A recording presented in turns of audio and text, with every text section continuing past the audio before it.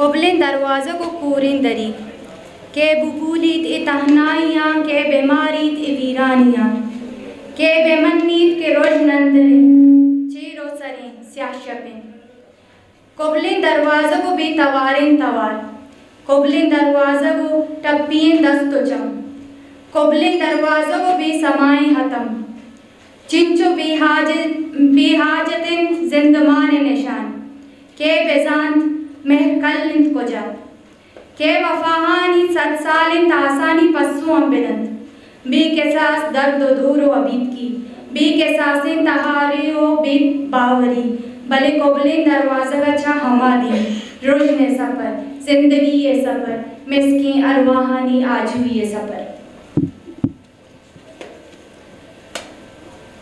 मैं प्रोग्राम में दूंगी बाहर स्पीच मावती अवली स्पीकर बानो वेंगसा को दसबंदी करना के स्टेज सर पे तो अति हयान दर्शान का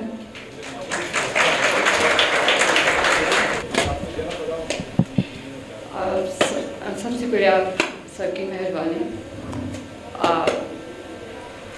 मैं मुस्तकिल यहाँ पर बैठी हुई थी, यही सोच रही थी कि आज के दिन हम क्या बात करें या फिर करीमा को किस तरह से ट्रिब्यूट दें।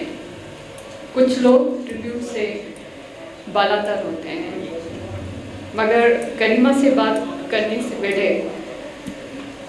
मुझे मरहूम खैरबख्श मरी साहब के कुछ अल्फाज याद आ रहे हैं। वहाँ साहब बैठे हुए हैं क्योंकि वो उस इंटरव्यू में मेरे साथ थे। तो उन्होंने मुझे कहा था कि कॉमरेड, आप औरतों को आगे इस मूवमेंट में आना पड़ेगा। मुझे बात उस वक्त समझ नहीं आई। मैं तो साफ ही हूँ, खैरबख्श मरी साहब ये मुझे क्यों कह रहे हैं। थोड़ा सा मुझे धचका लगा और वो भी बात ये कहने के लिए, और उन्होंने कहा कि आप लोगों को पहाड़ों में जाना पड़ेगा अगर बलूचिस्तान को बचाना है तो, अगर सिंध को बचाना है तो। वो इनफॉर्मल डिस्कशन थी हमारी, जो इंटरव्यू का हिस्सा नहीं था। वो 2010 की बात थी। He was right. उनकी बात आज मुझे समझ में आई। जिस तरह से करीमा की जो स्ट्रगल है, या फिर मारन की या समी की, किन किन बलोच औरतों के नाम यहाँ पर हैं, लिस्ट बहुत लंबी है। करीमा से मेरी 2-4 बात हुई जब लतीफ़ की एज ए जर्नलिस्ट हम वहाँ पर उनके भूख हड़ताल कवर करने गए थे। तो करीमा ने मुझे हंस के कहा कि we are not a conservative Baloch. अगर मैंने ये नकाब दिया है तो मैंने इस रियासत के लिए दिया है। इसका ये मतलब कभी भी नहीं समझना कि हम कंजर्वेटिव हैं। कभी भी जब भी ये मूवमेंट चलती है या कुछ भी होता है तो हम हमेशा मर्दों को आगे देखते हैं। ऐसे नहीं कि बलोच मर्दों की कोई कंट्रीब्यूशन नहीं है, मगर उन्होंने वाकई में एक तारीख रकम की है। ठाकुर साहब बैठे हुए हैं, थोड़ी देर उन्होंने अच्छी बात कही कि ये एक नई लहर चल पड़ी है, मगर उस लहर की जो इब्तिदा थी किसने डाली? उस लहर की इब्तिदा करीमा जैसे बहादुर बच्चियों ने डाली। रियासत ने ये समझा कि हम करीमा को खामोश कर देंगे तो करीमा सारी बलोच बच्चियां खामोश हो जाएंगी, मगर वो गलती पर थी। सिंध के शायर हैं, उन्होंने कहा था जे मारिया न मौत। इसका मतलब जिनको मौत भी नहीं मार सकती, जिनको मौत ना मार सके वो इसको ये रियासत क्या मार सकेगी।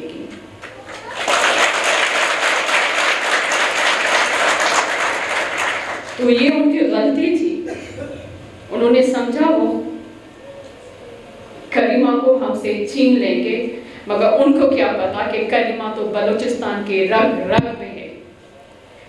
करीमा तो बलोचों की हर बेटी में है। करीमा तो बलूचिस्तान की रूह में है, रूह कभी भी ख़त्म नहीं होती। हम रूह ट्रेवल करके किसी और में चली जाती, वो रूह ट्रेवल करके आपको महारंग में नजर आई कल रात, वो रूह ट्रेवल करके आपको सभी में नजर आई, वो रूह ट्रेवल करके जो आज यहाँ पर सारे बलोच बेटियां बैठी हुई हैं उनमें नजर आई। ये जो धरती है, इस धरती में मरना सबको है, मगर बात यह है कि आप मरे कैसे।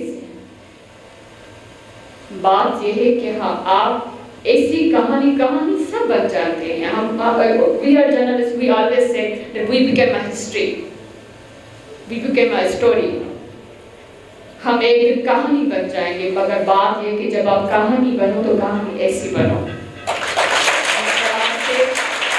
तारीफ फख्र करे कि मेरे जो किताब है तारीख का, उसमें जिस बच्ची की कहानी लिखी जा रही है, मैं उसके अमर की कहानी लिख रही हूँ। तो मेरी नज़र में करीमा कभी भी मरी नहीं, शहीद नहीं हुई है, वो अभी भी जिंदा है। मैं जब भी समी से बात करती हूँ, या मैं जब भी महारंग से बात करती हूँ, या किसी और बलूच बच्ची से बात करती हूँ, तो मुझे उसमें करीमा की झलक नज़र आती है। हम फिजिकल तौर पर वो हमसे जुदा है। मुझे अभी भी याद है जब फोर्स कन्वर्जन में हम बात कर रहे थे, तो वो कनाडा में थी, तो उसने मुझे ट्विटर पे एक मैसेज किया। उसने कहा, वीनस कभी भी नहीं सोचना कि हिंदू लड़कियों पर हम बलोच औरतें आवाज़ नहीं उठाएंगी, हम आवाज़ उठाएंगे। मैं कनाडा में बैठकर भी आवाज़ उठाऊंगी, जबकि यहाँ की इस रियासत में ह्यूमन राइट्स एक्टिविस्ट चुप का रोज़ा रखे हुए थी, मगर करीमा वहाँ पर बैठकर मुझे मैसेज कर रही थी कि नहीं, हम आवाज़ उठाएंगे। इस रियासत की पता नहीं, मुझे समझ नहीं आ रहा इस्लामाबाद वालों को अकल है कि नहीं है, या थोड़ी सी कहीं से उधार ले लें अपनी अकल। वो ये समझते हैं कि वो खामोश कर दें कि बलोचों को, सिंधियों को, या फिर जो मूवमेंट खैबर पख्तूनख्वा में चल रही है, या फिर वो ये समझ रही है कि जो जनरल टीका खान ने कहा था कि बांग्लादेश में हमारे लिए मार्च करना बहुत मुश्किल था, बलूचिस्तान और सिंध में मार्च करना बहुत आसान है। तो शायद कल रात जो हुआ, जिस तरह से महारंग, समी या जो बलूच औरतों ने जिस तरह से उन्होंने रेजिस्ट किया है, तो उनको थोड़ा सा समझ में आ जाना चाहिए कि अब मार्च करना भी बहुत मुश्किल है यहाँ पर, क्योंकि ये जो मूवमेंट चली है, जिस तरह से आप खामोश करना चाह रहे हैं, आप जोर की बिना पर आप बिल्डोज करना चाह रहे हैं, वो होगा नहीं, क्योंकि दर्द को आप खामोश नहीं कर सकते, आप इश्क को खामोश नहीं कर सकते, आप उस इश्क को खामोश नहीं कर सकते, वो इश्क जो धरती से है। और इन बच्चियों का जो इश्क है वो अपनी धरती से है, बलूचिस्तान से है।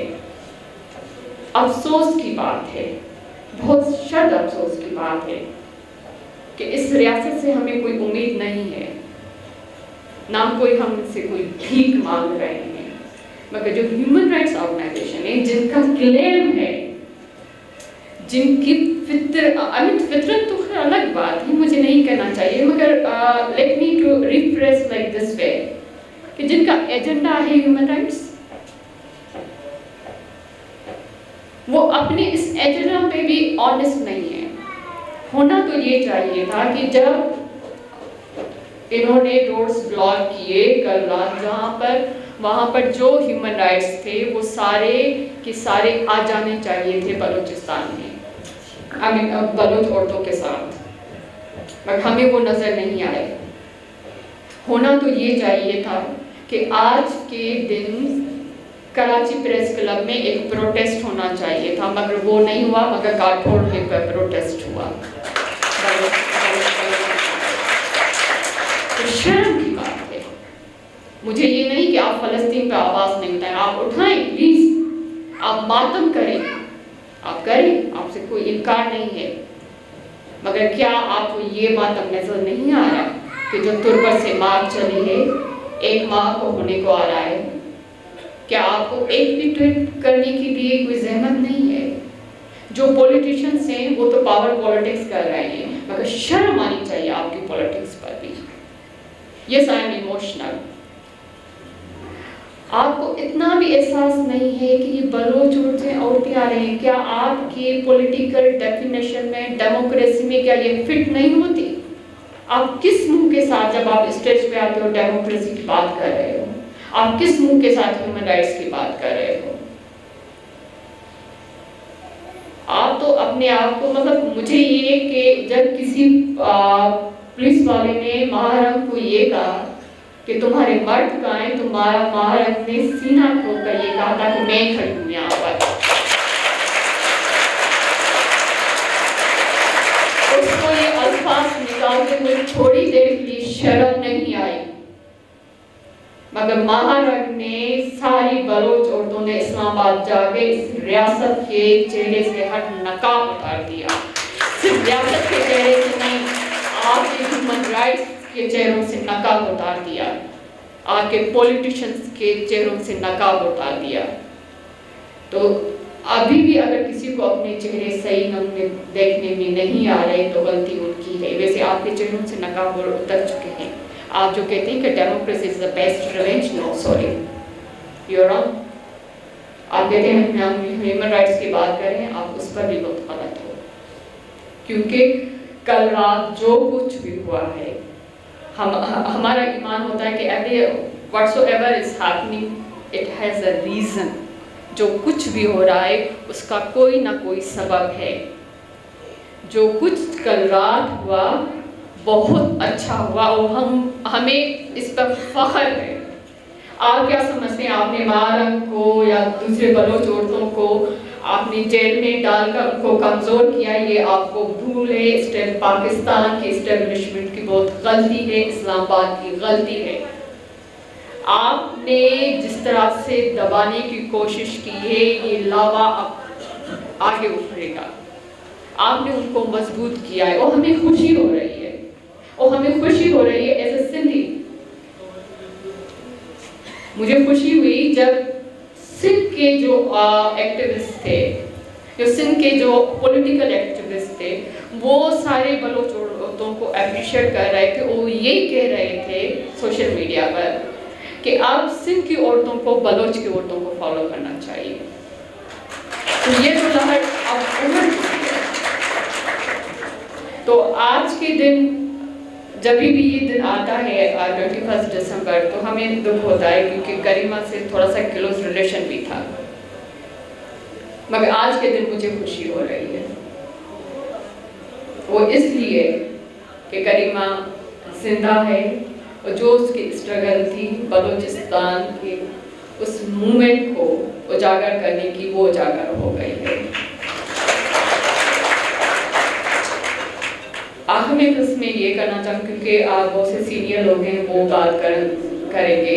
बस मैं ये कहूँगी इस रियासत को कि अगर आपके पास गोली है, कमज़ोर के पास हथियार होता है, जो अपने आप को ताकतवर साबित करता है और वो ये समझता है कि जिसके पास हथियार नहीं है वो कमज़ोर है, वो मेरे आगे गिर जाएगा। तो आप ये समझ लें कि बलूचिस्तान में आप हमेशा ताना देते थे कि 3 सरदार हैं। अपनी आंखों से चश्मा इस्लामाबाद हटा दे। अब ये 3 सरदार नहीं है, अब ये बलोच होते हैं। इनसे निपटना आपके बस की बात नहीं है। आपको डिफीट होना पड़ेगा, आपको अपनी पॉलिसीज चेंज करनी पड़ेगी। अगर नहीं तो फिर वो राह होगी जो आपको 71 में मिल चुकी है। बड़ी मेहरबानी।